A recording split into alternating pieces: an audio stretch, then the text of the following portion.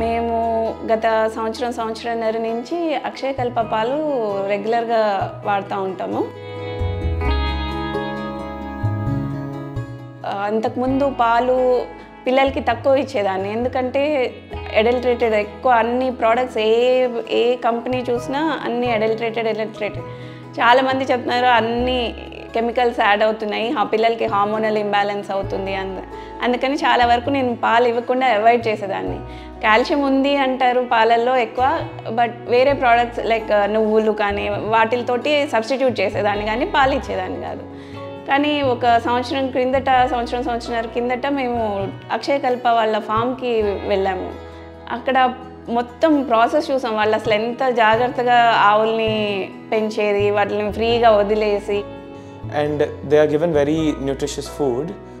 So బేసిక్గా cows తినేదే వాళ్ళ క్వాలిటీ ఫుడ్డే వాళ్ళు ప్రొడ్యూస్ చేసే మిల్క్లో కూడా అఫెక్ట్ అవుతుంది. ఇంకా వేరే దేని మీద ఇంకో ఇది పెట్టుకోలేదు, ఇంకా వాళ్ళని ట్రస్ట్ చేసి అప్పటి నుంచి అవే పాలు వాడుతున్నాం పిల్లలకి. అప్పటి వరకు పాలు ఇవ్వని అప్పటి నుంచి కంటిన్యూ చేశాను అనమాట.